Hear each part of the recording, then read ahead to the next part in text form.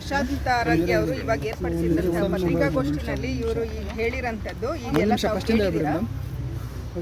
Doctor Prashant ಆರಾಧ್ಯ ಅವರು ಈಗಾಗಲೇ ನಡೆಸಿರೋಂತಹ ಪತ್ರಿಕಾಗೋಷ್ಠಿನಲ್ಲಿ ಅವ್ರು ಕೊಟ್ಟಿರೋಂತಹ ಒಂದು ಸಲಹೆ ಏನಿದೆ, ಶುಂಠಿ ಮತ್ತು ಇದೆಲ್ಲ ಏನು ಹೇಳಿದ್ದಾರೆ, ಆ ದ್ರಾವಣದಿಂದ ಸೊಳ್ಳೆಗಳನ್ನ ಓಡಿಸ್ಬೋದು ಅಂಥೇಳಿ.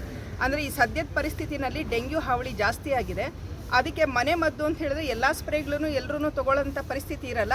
ನಮಗೆ ಸಿಗೋಂತಹ ಅಕ್ಕಪಕ್ಕದಲ್ಲಿ ನಮ್ಮ ಮನೆಯಲ್ಲಿ ಸಿಗೋಂತಹ ಒಂದು ಪದಾರ್ಥಗಳಿಂದ ಒಂದು ದ್ರಾವಣ ತಯಾರಿಸಿ ಅದನ್ನು ಸ್ಪ್ರೇ ಮಾಡೋದ್ರಿಂದ ಹರಡೋದ್ರಿಂದ ಸೊಳ್ಳೆಗಳನ್ನ ನಿಯಂತ್ರಿಸಬಹುದು ಅಂತ ಹೇಳಿದ್ದಾರೆ. ಸೂಕ್ತವಾದ ಸಲಹೆ ಅನಿಸುತ್ತೆ. ಹಾಗಾಗಿ ಮತ್ತು ಅದು ಇನ್ನೊಂದು ಹೊಟ್ಟೆಗೆ ತೊಗೊಳ್ಳೋಂಥದ್ದು ಪಪ್ಪಾಯಿ ಎಲೆದು ಹೇಳಿದ್ದಾರೆ, ಪಪ್ಪಾಯಿ ಎಲೆ ರಸ ಅಂತ. ಇದನ್ನು ಪಪ್ಪಾಯಿದು ಆಲ್ರೆಡಿ ಇವಾಗ ಮಾತ್ರೆ ಸಹ ಬಂದಿದೆ ಆಯುರ್ವೇದಿಕ್ ಇದರಲ್ಲಿ.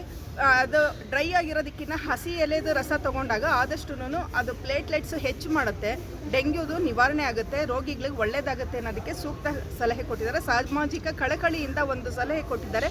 ಎಲ್ರಿಗೂ ಒಳ್ಳೆಯದಾಗಲಿ ಅನ್ನೋದು ನಮ್ಮ ಭಾವನೆ.